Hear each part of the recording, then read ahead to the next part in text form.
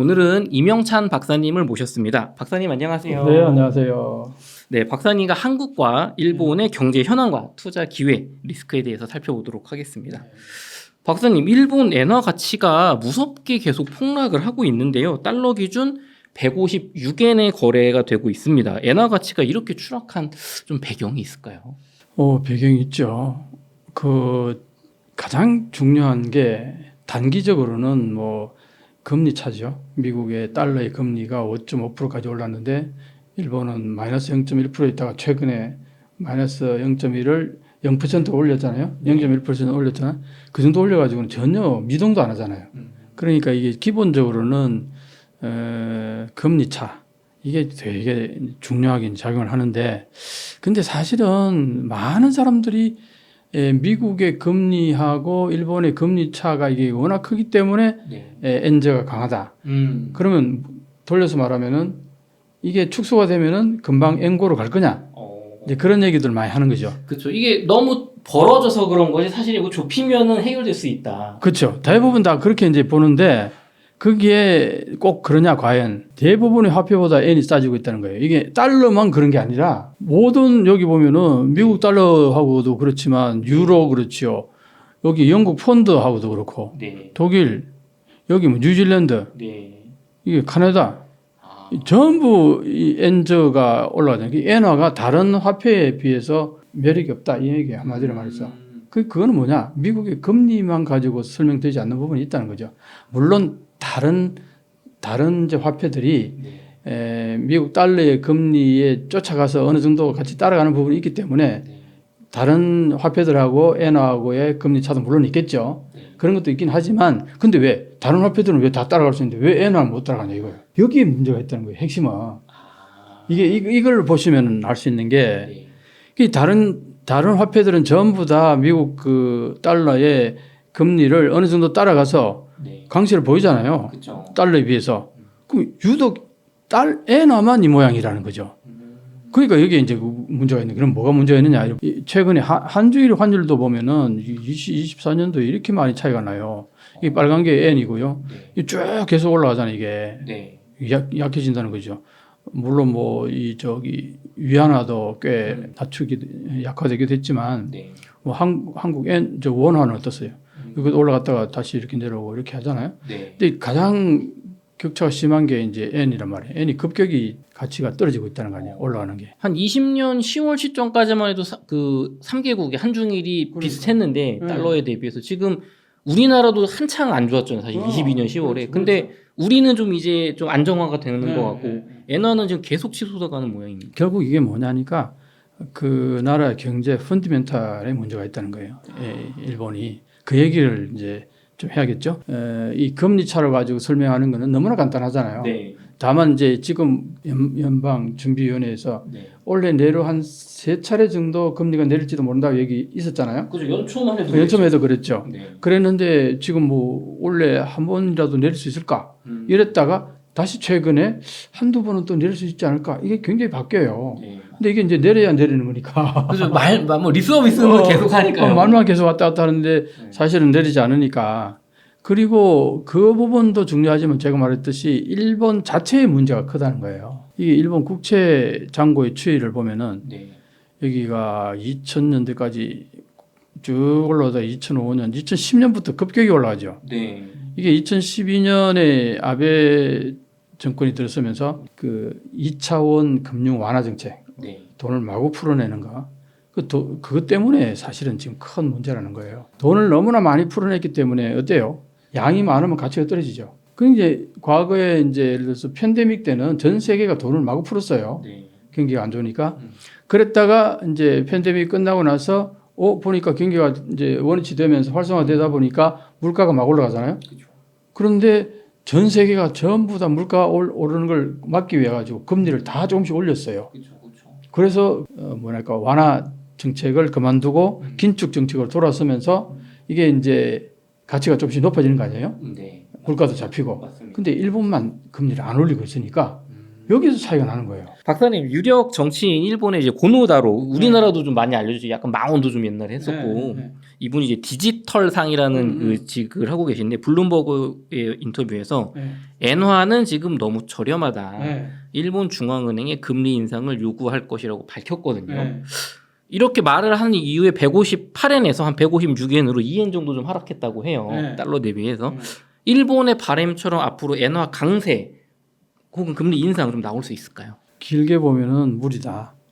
길게 보면 무리다. 잠시 반등은 있을지 몰라도 네. 사실 지금 반등도 지금 162엔까지 갔다가 한 4엔 정도 이렇게 높아진 이유는 정부가 개입을 했어요. 그러니까 뭐 한 3조엔, 4조엔 정도 개입을 했다 그러니까. 근데 사실은 4월 말에 5월 초 두 번에 걸쳐서 개입을 했잖아요. 그때 9조 5천억 엔. 어마어마한 금액이죠. 그 금액을 내가 설명할 때 이렇게 잘 설명을 해요. 지금 일본에 외국 관광객들이 많이 몰려오죠. 작년 한 해 벌어들인 돈이 이거 한번 보세요. 이게 내가 보기에는 교토 같아요. 내가 교토를 자주 갔으니까 여기 이 사람들 한번 보세요. 바글바글한데요. 이게 교토는 웬간한 지역은 다 이렇다는 거예요. 오버 투어리즘이래요. 오버 투어리즘. 그 오버 투어리즘이라는 건 뭐냐? 그 한계치를 넘어섰다는 얘기거든요. 관광객이 이렇게 해서 돈을 번 게 얼마냐? 많이 벌지 않았을까요, 그래도? 5조 3천억 엔. 아니, 지금 엄청나게 관광으로 1년 동안 번 게 5조 3천억 엔인데. 5조 3천억 엔인데 그게 이제 외국 관광객이 떨어뜨리고 간 돈이 5조 3천억 엔인데 일본 정부가 일본 전체가 벌어들인 돈 사실은 그 경비도 나가고 뭐 여러 가지 빼야 될 거 아니에요. 그쵸. 그러고 나면 3조 5천억 엔 순수익이 3조 5천억 엔 벌었다는 거죠. 작은 돈은 아니지만 3조 5천억 엔 1년 내내 이렇게 해가지고 이게 노동 서비스하고 이렇게 서비스에 힘들게 번 돈을 환율 이게 떨어뜨리기 위해 가지고 정부가 개입할 때 9조 5천억을 한순간에 이틀 만에 날려버렸잖아요. 3년 가까이 번 돈을 한 큐에 털어넣었다는 거예요. 그랬는데 달라진 게 뭐냐? 그때 160엔 정도 가던 게 153엔까지 왔었어요. 7엔 정도. 7엔 정도까지. 그러다가 다시 한 지금 얼마? 그게 4월 말 5월 초죠. 6월, 7월 한 달 반도 채 안 돼 가지고 다시 원위치로 간 거예요. 원위치보다 더 올랐어요. 그럼 한 달 반 그 버티기 위해 가지고 거의 3년치 관광객이 이렇게 서비스하고 이렇게 엄청나게 불편을 겪어가면서 돈 번 돈을 한 큐에 날려버렸다는 거예요. 이게 말이 돼요? 이게 이런 걸 가지고 밑빠진 독에 물 붓기라는 거죠. 근데 이게 앞으로 계속 이어질 가능성이 높다는 건데 이제 문제는 일본이 이렇게 계속 쏟아부을 돈이 과연 있느냐 이게. 물론 이제 일본이 미국 국채를 뭐 가지고 있는 게 한 1조 3천억 달러. 거기에서 이제 그걸 전부 다 팔 수는 없잖아요. 그 일본만 이제 팔아서 이게 한 200조 엔 정도에서 한 10% 정도를 가지고 이걸 대비를 할 수 있다는 거예요. 그럼 20조 엔 정도예요. 20조 엔 정도 지난번에 한 9조, 5조, 이번에 한 4조 좀 날렸잖아요. 그럼 앞으로 얼마 안 남았다는 거예요, 이 돈이. 물론 이제 그래가지고 이제 다급해지면은 미국 국채를 팔아서 이렇게 또 하겠다. 미국 정부한테 얘기하면 미국 정부 국채 못 팔게 해요. 그래서 환율 조작 감시 대상국이 됐잖아요, 일본이. 그 미국에서는 안 봐준다는 거예요. 작년만 해도 일본 이 엔저를 좀 미국이 약간 용인하는 듯한 그런 제스처가 있었던 그런 제스처가 있었는데 지금 미국이 감시 대상국으로 지정하다니 일본을. 이게 그러니까 거기에다가 연방준비위원회 거기서 계속 나오는 얘기가 국가가 개입하는 것은 아주 급격히 변화되는 경우를 제외하고는 바람직하지 않다. 이렇게 명확히 얘기를 했어요.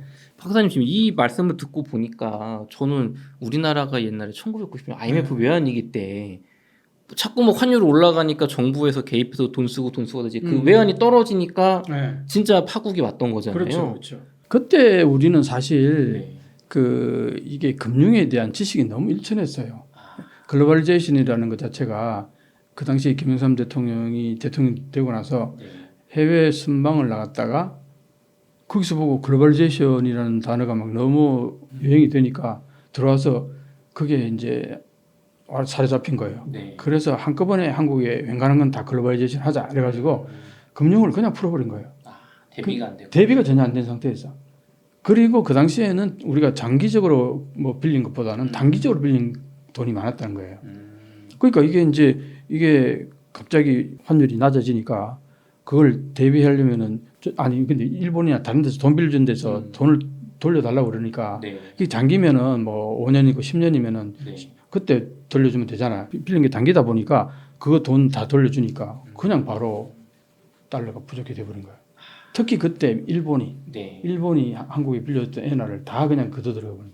순식간에. 회수를 해갔군요. 그때 한국이 조금만 더 연장시켜 달라 그랬는데 너. 그래서 한국이 그 당시 IMF 때 일본의 한 짓을 네. 우리는 잊지 않을 거다. 그런 마인드도 있어요. 음. 두 번 다시 이제 일본에 대해서 그런 부분들은 우리가 경계를 해야 되는 거죠. 사실은 지금 엔저가 계속 가게 되면 어떤 현상이 있느냐 네. 이런 것도 있을 수 있어요. 엔을 빌려주는 입장에서는 엔저가 계속 가게 되면은 나중에 돈을 받으면은 가치가 많이 떨어져 버렸잖아요. 그쵸. 손실이 굉장히 크잖아요. 그쵸.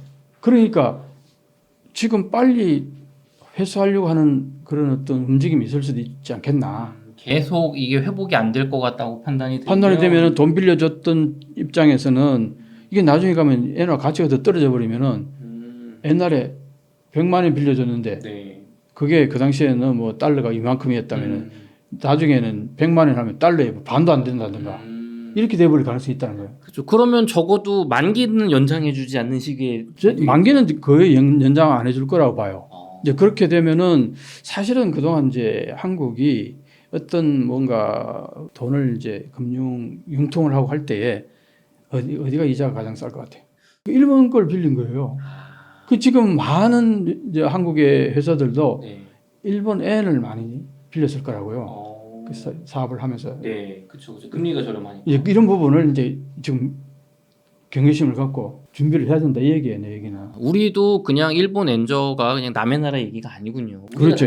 그런 의미에서는 그런 거죠. 그래서 이제 엔저가 지속화 됐을 때 일본에 돈을 빌려줬던 입장에서는 이걸 이제 더 이상 연장을 안 해줄 거예요. 네. 더 낮아지니까. 네. 물론 그렇긴 한데 참 이게 애매한 부분이 있어요. 왜냐하면 계속 떨어진다고 그러면 돈 빌려주는 건 다 이자를 받고 돈을 벌기 위해서 빌려주는 거잖아요. 그쵸. 그럼 안 빌려주면 어떻게? 돈을 못 벌잖아요. 이자도. 그렇죠. 그러니까 기본적으로 이거는 엔저로 가게 되면은 뭐 일본에게는 무조건 손실인 거죠. 뭐 언제 돌려받고 안 돌려받고 문제가 아니라는 거죠. 네. 네, 그런 문제가 있다. 박사님 근데 엔화가 이렇게 약세이다 보니까 지금 엔화를 사주면 사실 이거 올해 초부터 나온 얘기긴 합니다. 30년 전처럼 다시 달러 30년 정도 동안 달러 보니까 적어도 10년이면 한 120엔대 정도 왔다 갔다 했더라고요. 일본 엔화가. 그러면 결국에는 이거는 일본이 회복을 할 거고 그러면 뭐 막대한 30-40%의 좀 환차익을 얻을 수 있는 거 아니냐. 그래서 엔화를 지금 사야 된다. 이런 좀 얘기도 있거든요. 일부 전문가분들은. 이제 그게 그 사람들이 가정하는 게 뭐냐니까 네. 미국의 금리가 곧 낮아질 거다. 네. 거기에다 근거를 두고 얘기하는 거예요. 자, 제가 얘기를 했잖아요. 일본의 이 엔저는 네. 금리차, 달러와의 금리차 때문에 그런 부분이 상당히 있어요. 네. 이제 문제는 거기에 이유가 있는 게 아니라 이걸 보면은 경상수지를 보면은 네. 일본의 체력이 약화되었다. 그것 때문에 엔저로 가고 있다. 네. 이 부분을 우리가 봐야 된다는 거예요. 자, 체력이 약해졌다는 건 뭐냐? 과거에 일본은 무역 수출이 항상 흑자가 많았어요. 네. 그런데 최근 한 10년 가까이는 계속 적자라는 거예요. 무역 적자가. 그런데 무역이 적자인데 이제 그런데 이제 왜 그러냐 하니까 과거에 엔고였을 때에 수출 기업들이 대부분 다 해외로 나가버렸어요. 공장이 일본에서 빠져나갔고. 그렇죠. 일본은 생산 코스트가 너무 높기 때문에 해외로 다 빠져 중국이라든가 동남아라든가 이런 식으로 다 빠져나갔단 말이에요. 그러다 보니까 지금 현재 일본 내에서 수출 기업들은 별로 없어요. 이게 공동화됐다는 거예요. 이렇게 공동화됐다 보니까 지금 엔저가 되면은 일본에서 수출되는 이 기업들에게 그 엔저의 효과가 굉장히 큰데 네. 이미 해외에 나가 있는 공장들이 생산하는 제품에는 별로 그게 임팩트가 없어요. 왜냐 어차피 처음부터 달러로 팔았던 거기 때문에 그쵸. 그런 맥락이 있기 때문에 거기서 생산비가 바뀌는 것도 아니잖아요. 그러니까 이제 엔저가 갑자기 이렇게 급격하게 내려오니까 생산 코스트가 다운될 거 아니에요. 네. 노동력이 싸지면서 네. 그다음 물가도 다 싸지고 여러 가지로 네. 그런 의미에서 국내에서 생산해가지고 수출하는 거는 대박이 터질 수 있는데 그러니까 일본에서 수출할 만한 기업들은 이미 다 해외에 다 나가버렸다는 거예요. 그러니까 지금 엔저로 인해 가지고 수출량이 많이 늘었느냐 전혀 그렇지 않다는 거예요. 이게 핵심이 포인트예요. 그러면은 이제 일본의 이 무역들을 한번 보면은 여기 한번 보세요. 경상수지로 보면 일본의 경상수지로 보면은 이게 무역이고 서비스 수지 이게 파란색이 여기서 마이너스로 오죠. 네. 여기 마이너스 떨어집니다. 네. 그다음에 1차 소득수지, 1차 소득수지라는 게 이게 뭐냐면은 네. 해외에 투자했는 기업에서 벌어들인 돈. 그래서 이 노란색이 이렇게 올라가잖아요. 네. 이건 뭘 말하느냐니까 해외에 투자해놓은 자산이 워낙 많다는 거예요. 그래서 네. 일본은 해외 투자 자산이 세계에서 넘버원이다. 그래서 대부분의 일본을 이제 좀 안다는 사람들이 하는 얘기가 지금 현재 엔저가 계속 가는 거 이거 그래 오래 안 갈 거다. 왜? 해외 자산이 워낙 많기 때문에 이걸로 충분히 커버가 된다. 주로 적자가 나도 밖에서 더 벌어오면 되는 거 아니에요? 그렇지 밖에서 벌어오면 되니까. 그러니까 지금 이 검은 선이 있잖아요. 네. 이게 이제 경상수지를 나타내고 이제 흑자잖아요. 네. 흑자로 좀 나타나잖아요, 그죠? 네. 그런데 왜 엔저가 계속 이어지느냐? 이걸 이제 한번 봐야 되는 거예요. 네. 자, 이걸 보면은 경상수지의 실적은 적자에서 겨우 흑자라는 거예요. 통계상의 경상수지. 네. 청색이 네. 이게 통계상 나타나는 경상수지. 많이 흑자지요. 네. 그런데 현금 베이스로는 주황색 네. 이게 현금 베이스로 수지예요. 현금 베이스로는 여기는 흑자가 분명히 많은데 여기서 적자지요. 네. 여기 약간 흑자로 갔다가 다시 적자로 왔죠. 네. 그 지금 이게 이 적자 2022년, 2023년 적자잖아요. 네. 지금 원래도 이건 가상치일 뿐이지 사실 또 적자예요. 그러니까 이게 계속 적자로 간다는 거예요. 박사님, 이 현금 베이스와 통계상 경상수지는 좀 어떤 차이가 그러니까 그걸 내가 설명할게요. 네. 그걸 보시면은 자 이게 이제 일본의 서비스 수지가 이렇게 보면은 이 여행이 있잖아요. 여행이 과거에는 일본이 해외로 더 많이 나갔다는 거 아니에요. 들어오는 네. 것보다. 그쵸. 그러니까 이게 마이너스죠. 네. 그런데 어땠어요? 지금은 플러스가 되는 지금 완전 플러스 되죠. 일본 사람들이 여행을 못 가요. 엔하고 워낙 싸서. 그러니까 해외 여행 못 가는데 그 대신 해외에서 많이 들어오니까 흑자가 나는 거죠. 네네. 돈을 안 쓰고 벌어들이니까 네. 흑자 나는 거죠. 이때가 이제 팬데믹 때 이제 뭐 아예 못 들어오겠으니까 그렇고 네. 작년에 한번 보세요. 이게 얼마입니까? 3조 5천억이나 그랬죠. 네네. 여기 보면 그 정도 되겠죠. 네네. 3조 5천억 정도. 그러니까 이렇게 되니까 이걸 보면은 여전히 서비스 수지에서는 적자잖아요. 네. 밑으로 내려왔잖아요. 이 선 자체가. 그렇죠. 이 서비스 수지에서는 일본이 계속 적자라는 겁니다. 이게 이제 방금 그 얘기고 여기 무역을 한번 볼까요? 네. 무역을 보면은 이게 검은 실선이 수출이고요. 네. 점선이 수입입니다. 네. 여기 보면은 어때요? 수입이 많이 올라갔죠. 네. 수출은 그러니까 적자가 이만큼 나는 거예요. 2022년도 이렇게 적자인데 지금 이 적자 현상이 계속 이어지고 있다는 거예요. 그러니까 무역에서 적자, 네. 서비스 수지에서 적자. 네. 그런데 아까 말했듯이 어디에서 흑자냐? 이거 보면은 해외 자본 투자한 데서 적자가 많이 났다 그랬죠. 네. 이거 보시면은 정권 투자 이거는 과거에 일본이 해외 투자할 때 네. 정권 같은데 주식 같은데 투자를 많이 했단 말이에요. 네. 이때는 거기서 이익이 생기면은 바로 통장으로 찍혀요. 그럼 돈이 들어온다는 거잖아요. 달러가 들어온다는 거잖아요. 그렇죠. 달러가 들어오면은 그 돈 가지고 엔화를 바꾼단 말이에요. 네. 그러니까 이게 다 이제 흑자로 그대로 카운트가 되는데 네. 지금은 어떠냐? 직접 투자가 많아졌다는 거예요. 2012년, 13년부터 직접 투자가 많아지죠. 네. 지금 직접 투자가 많아졌다는 거예요. 이거 주식도 마찬가지예요. 주식도 일본 주식은 별로 안 사고 네. 해외 주식을 산단 말이에요. 자, 그러면 어떤 현상이 벌어지냐? 이게 해외 주식을 사게 되면 어떻게? 엔화를 팔고 달러를 사야겠죠? 저 외국 주식이니까. 외국 주식 사려면 네. 내가 달러로 사야 되니까 네. 그 엔화를 팔아서 달러로 샀네. 그러니까 엔화는 자꾸 싸지는 거예요. 이 주식 행태도 보면은 이렇게 되는 거고. 네. 그다음 방금 이것도 이제 해외 직접 투자 있잖아요. 직접 투자한 돈은요. 네. 거기서 돈을 벌면은 네. 돈이 안 들어와요. 안 들어오나요?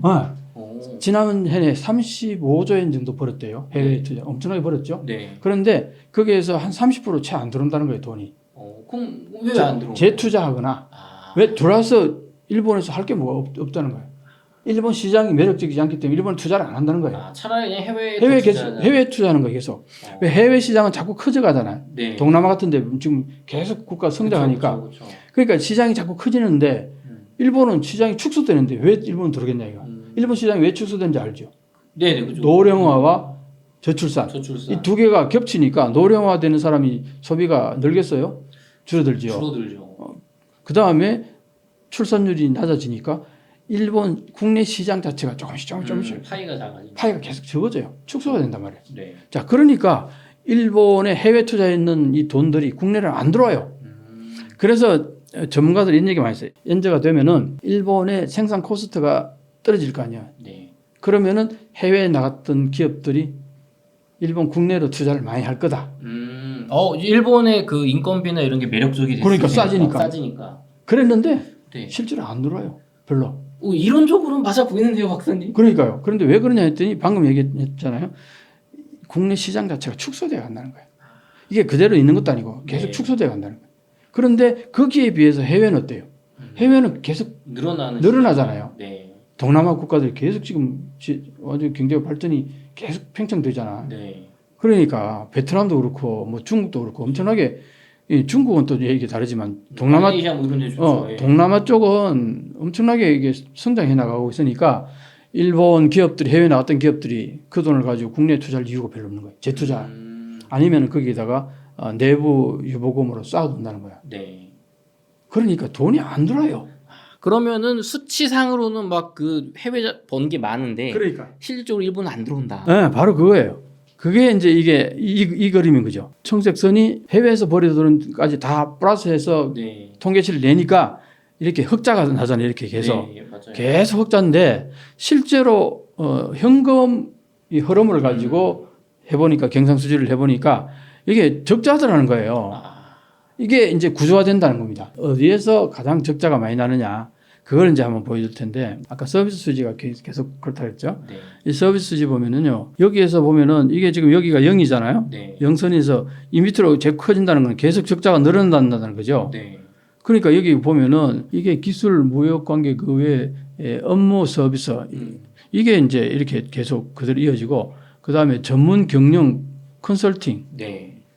이게 어떤 면에서는 이거예요. 디지털 적자 좀 이따 또 다시 설명할게요. 연구 개발 서비스도 이게 뭐 마이너스로 계속 나가는 거잖아요. 이게 왜 그러냐니까 달러로 준다 이런 맥락인 것 같아요. 그 다음 여기 보면 통신, 컴퓨터, 정보 서비스 이게 이것도 거기 커져가네요. 이것도 커져가잖아요. 이게 뭡니까? 통신이나 컴퓨터, 정보 서비스 이게 이런 게 다 사실 미국 그 5G를 네. 쓴다든가 이런 것들이란 말이에요. 그래서 이렇게 이제 계속 이제 이게 서비스 수지가 계속 마이너스로 간다는 거예요. 아까 무역 적자가 계속 났죠. 네. 그 무역 적자가 나는 이유는 간단합니다. 왜냐하면은 사실 수입품을 네. 똑같은 양을 수입하더라도 네. 엔저가 되니까 네. 가격이 올라가지고 그렇죠. 그게 커지는 거예요. 지불한 돈이 더 커지는 거예요. 나는 비싸게 사와야 되니까. 비싸게 사와야 되니까. 그러니까 물자 양은 똑같아도 네. 돈은 훨씬 더 많이 주고 사야 되니까 이게 적자로 가게 되는 요인인 거예요. 이런 구조적인 문제가 있는데 지금 엔화 투자를 하면은 다시 옛날처럼 120엔대 간다. 이거 잘 좀. 그거는 사실은 현재 일본의 그 경제 펀디멘탈이라든가 이런 가지 이런 수치들을 정확히 보고 분석한 사람이라고 얘기할 수가 없죠. 투자하면 안 된다. 투자하면 안 된다. 투자하면 어떻게 될 거예요, 박사님? 물리는 거죠. 언젠가 오르겠지 하는데 1년이고 2년이고 계속 물리다가 어느 날 바라락 그냥 이 급전직할 가능성이 있어요. 그게 급전직하라는 게 뭐냐? 그러니까 170엔, 180엔 1달러당. 오히려 더 나빠질 일만 있지. 나빠질 일만 남았지. 지금 이번에도 162엔까지 갔다가 네. 잠시 157엔, 158엔까지, 네. 157엔대까지도 왔나? 뭐 이렇게 된 이유가 아까 네. 고노다로의 그 발언도 있지만 네. 아까 말했듯이 일본 정부가 개입을 한 거예요. 개입을 한 것도 있고 그래서 이제 단기적으로는 이게 잠깐의 반등이 있을지 몰라도 한번 보세요. 또 쭉 내려갈 거예요. 방금 이런 것들 때문에 그런 거예요. 일본이 이렇게 구조적으로 경제가 이제 회복하기 어렵고 구조적으로 이제 손해를 보는 구조가 됐는데 반면에 일본 주식은 외국인 투자가 늘면서 니케이 지수가 4만 1,000을 돌파하고 네. 뭐 사상 최고점이다, 10년의 최고점이다 하면서 되게 잘 나가고 있지 않습니까?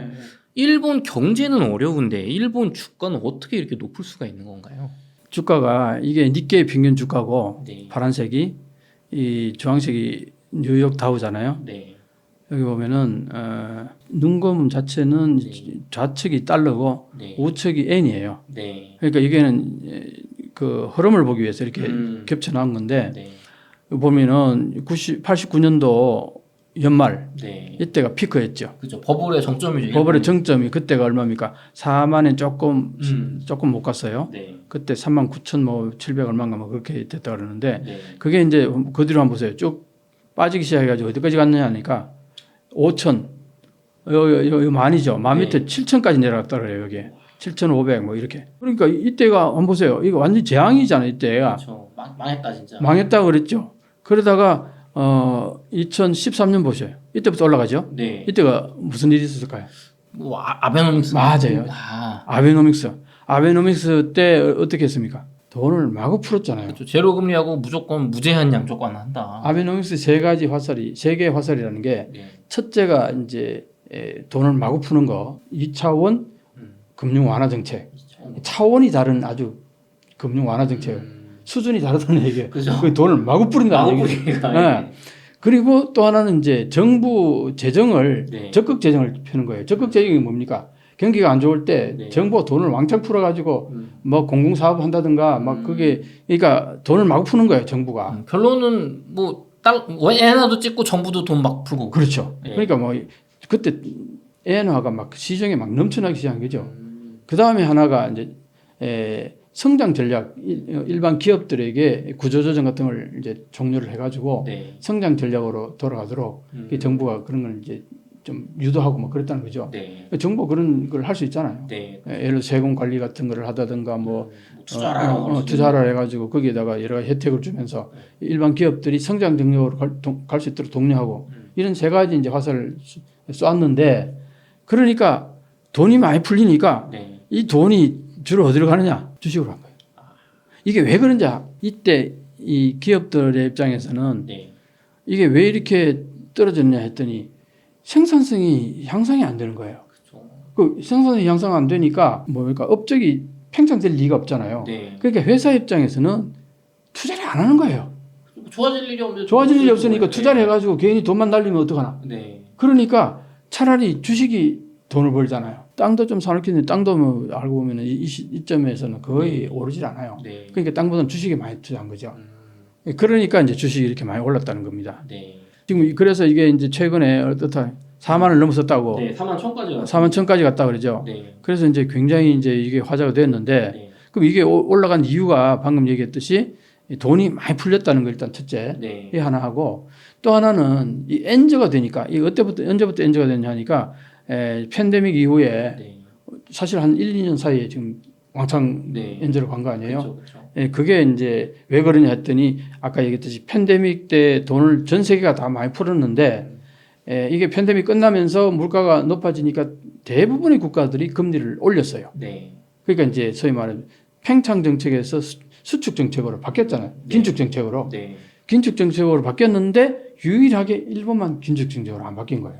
여전히 이 팽창 정책. 돈을 찍어낸다. 돈을 여전히 찍어내고 있어요. 네. 그 여기서부터 이제 문제가 발생하기 시작해가지고 네. 급격히 엔저로 가기 시작한 거예요. 네. 자, 그랬는데 자 그것도 있고 또 하나는 엔저가 되니까 주식이 해외에서 볼 때는 주식이 싸 보이는 거예요. 아, 그죠. 같은 돈을 투자해도 엔저가 되면 많이 살 수 있죠. 달러로 사는 거니까. 싸지잖아요. 그렇죠. 그러니까 이게 사는 것도 있고 또 하나는 PBR이라는 게 있잖아요. 자기 자산하고 같을 때 1이라고 두잖아요. 네. 이 자기 자산보다 낮은 주가를 가지고 있는 기업들이 많았어요. 일본에 워낙 안 좋으니까. 네. 이제 이게 이제 도쿄 정권에서 이제 어떤 요구를 하게 되냐 하니까 PBR 1 이하의 기업들은 네. 해당을 하거나 네. 아니면 올리는 작업을 하라 이거예요. 어. 그 프레셔를 가했어요. 네. 그러니까 어떻게 됐어요? 일반 기업들 입장에서는 이 자기 PBR 1 이상이 되도록 하려면 어떻게 돼? 자기 주식을 사는 수밖에 없는 거예요. 이런 이제 활동을 하거나 뭐 여러 가지 이제 그런 걸 하는 거죠. 네, 요거 잘해서 우리나라에도 좀 밸류 프로그램이라고 막 하고 있지 않습니까? 그러니까 그런 거예요. 예. 그러니까 이제 이렇게 되다 보니까 해외에서 볼 때는 PBR 1 이하의 주식을 사놓으면 어떻게 돼요? 반드시 올라갈 거 아니에요. 그렇죠. 지금 뭐 정부에서 막 사라고 하니까 반드시 올라가겠다. 반드시 올라가잖아요. 예. 그러니까 그런 것들도 꽤 영향을 미쳤고, 그래서 이제 엔저가 되니까 네. 주식이 가격이 싼 것도 싼데 네. 문제는 대부분의 그 당시에 사람들이 아까 얘기했듯이 이게 지금 너무나 엔저는 비정상적이다. 네. 모자라서 정상적으로 돌아갈 것이다. 그러니까 지금 1달러당 160엔까지 가는 건 이건 너무나 비정상적이다. 네. 고노다르도 얘기했듯이. 그렇죠. 그러니까 이게 이제 140엔, 130엔까지는 연말점에는 갈 거다. 네. 한국에서도 웬간한 전문가들 다 그렇게 얘기했어요. 맞아요. 나만 1년 전부터 엔저로 계속 갈 거다고 그렇죠. 줄기차게 외쳐왔는데. 박사님 좀 이상한 소리 들으셨죠? 막. 그렇지. 이상한 소리 한다고. 이상한 소리 한다고. 네. 뭐 그렇게 전혀 신경도 안 썼어요. 그런 댓글들에 대해서. 근데 지금은 어때요? 박사님 말씀이 맞았네요. 거의 뭐 혼자 맞췄다고 네. 얘기해도 과언이 아닐 정도로 그렇게 맞아요. 되니까 댓글에 이런 얘기도 있었죠. 박사님 말씀 듣고 애는 안 샀는 게 지금 엄청나게 잘 됐다. 그렇죠. 정말 큰일 날 뻔했어요. 그때 샀으면 큰일 날 뻔했다. 이제 고맙습니다. 이렇게 쓰는 댓글들도 있어요. 어쨌든 그래도 한국이 지금 엔화를요 1조 3천억 엔을 샀다 그래요. 이게 도대체 말이 됩니까? 이게 앞으로 계속 내려갈 텐데 이거 어떡할 거예요? 이거 지금 사는 걸 늘리면 안 되는데 말이죠. 사는 건 늘리는 거는 별로. 그래서 지금 나는 이런 얘기를 하고 싶은데 네. 제 얘기를 진짜 귀담아 듣고 있는 사람은 네. 일본 정부가 개입하거나 네. 아니면 미국에서 어떤 이서 기침해서 뭐 하여튼 이게 갑자기 네. 엔저로 가던 게 엔고로 이렇게 떨어질 때 그때 팔아라. 그때 팔아라. 네. 그나마 그래도 그렇게 해야 네. 덜 손실을 입을 거다. 물리지도 않고. 네. 그때가 분명히 한 4, 5엔 정도 이 낙차가 있을 거예요. 네. 그만큼 해도 손에 덜 보는 거 아니야. 그렇죠. 앞으로 계속 가지고 있으면 계속 떨어질 가능성이 상당히 많아요. 이 부분은 그래서 내 주변에 있는 사람 다 팔더라고요. 내가 하도 얘기를 해야 하니까. 지금이라도 팔자. 지금이라도 파는 게 내 같으면 팔아요. 저도 개인적으로 약간 본의 얘기긴 하지만 엔을 팔고 저라면 비트코인 사겠어요. 비트코인을 네. 사든 아니면 달러를 사든 사는 게 뭔가 오르는 자산, 확실한 자산. 확실한 자산이지. 근데 엔화가 오른다 하더라도요. 그게 지극히 조금씩 오르거나 별로 그게 돈에 돈 벌 정도의 그 차익이 나질 않는다고 보면 돼요. 네. 그럴 바에야 그 돈 가지고 딴 데 투자하고 그렇죠. 훨씬 더 많이 벌 수 있는데 왜 엔화에 투자하냐 이 얘기예요. 그래서 엔화에 투자하신 분들은 정말 한번 생각해 보시라는 걸 권하고 싶어요. 그래서 아까 얘기했잖아요. 이제 주식을 사는 이유가 엔고로 갈 거다는 걸 전제하에 네. 주식을 사가지고 이게 이제 돈을 벌잖아요. 네. 벌면은 거기에다가 엔고로 가게 되면 환차익까지 그렇죠. 노린다고 생각한 거예요. 그 주가가 올라서 50% 벌었는데 네. 한 30% 엔고고 가면 또 벌어. 환차익으로 번단 말이에요. 네. 물론 이제 이게 엔화가 급등을 하게 되면 가치가 높아지죠. 엔고로 가게 되면 주식 가격이 떨어져요. 그 기간에 네. 잽싸게 파는 짧은 거. 기간에 짧은 기간에 네. 잽싸게 파는 거. 그걸 노리고 다 들어왔다는 얘기예요. 대부분이. 네. 그게 이제 어떻게 알 수 있냐면은 요걸 간단하게 보면은 1989년 말하고 2024년 2월하고 네. 니케이 평균 이 가격을 비교를 해 보면은 네. 해외 투자가에 의한 매상고가 89년도에는 10%다 이렇게 안 됐어요. 얼마 안 되네. 해외 투자는 별로 없었다. 네. 대부분 일본 국민들이 다 썼다는 거예요. 지금 어때요? 해외 투자가 60% 이상이라는 거예요. 그러니까 아까 말했듯이 왜 이게 주식이 갑자기 올랐느냐? 네. 전부 엔저를 노린 거예요. 이게 엔고로 가게 되면은 주식에서 조금 번 돈에다가 환차익까지 노리니까 돈을 많이 벌 수 있다. 그렇죠. 그래서 들어왔는데 이걸 눈치채기 시작한 쪽에서는 조금씩 아마 팔 거라고 나는 봐요. 더 이상 안 들어올 거라고 봐요. 그런데도 최근에 올라가는 이유는요. 네. 대부분이 일본 국내 투자가도 이제 투자하기 시작했어요. 그게 니사라는 얘기 들어봤죠? 네. NISA 이게 소액 투자자 비과세 제도. 네. 그게 일본 정부가 올해에 그걸 시행을 했어요. 올해.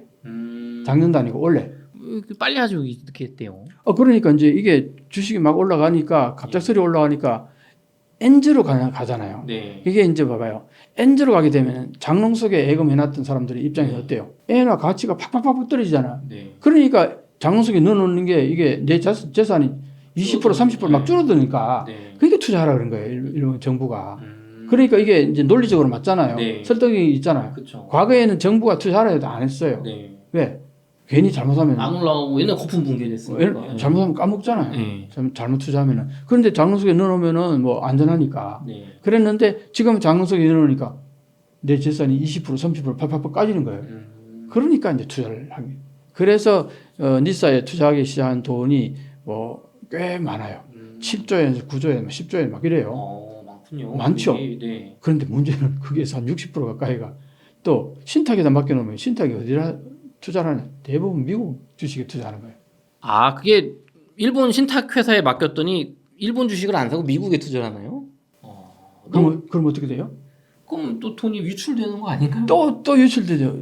그러니까 엔화를 팔아제껴 버리고 네, 달러를 또 사야 사잖아. 되니까. 그러니까 엔저가 또 가는 거예요. 이것도. 아, 아까 디지털 적자 네, 여러 가지 소비 그 이제 서비스 문제 여기서 적자가 많이 나죠. 네. 그다음에 무역 적자에다가 그다음에 이것도 해외 투자를 많이 하니까 네. 여기서 또 금전상으로 보면은 현금상으로 보면은 이게 적자를 가게 하는 요인인 거예요. 그죠.